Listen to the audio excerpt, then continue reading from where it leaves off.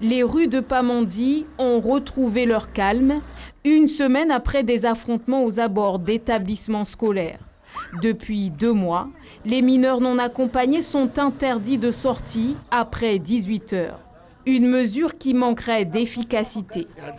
Si réellement il y a un couvre-feu, il faut absolument y mettre les moyens. Il n'y a même pas assez de policiers municipaux déjà. Il faut renforcer cette mesure, qu'il y ait beaucoup plus de moyens humains pour ramener la tranquillité. Comme beaucoup, cet homme ignorait qu'un couvre-feu est en vigueur. Pour lui, il ne change absolument rien. Est-ce que ça va servir à quelque chose, sachant que la plupart des affrontements entre les jeunes, ça se passe dans la journée et en pleine période scolaire?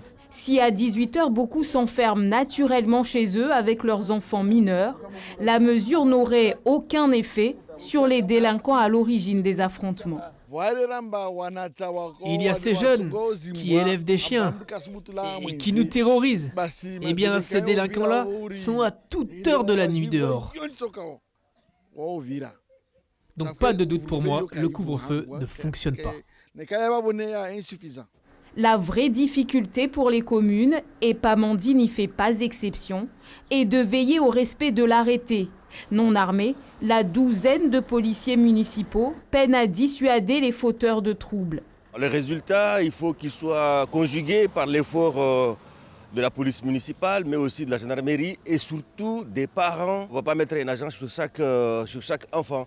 Les enfants, ils ont des parents, c'est à leurs parents d'être derrière chacun de leurs enfants. La population pointe du doigt la préfecture qui, selon elle, ne met pas assez de moyens pour faire respecter les couvre-feux.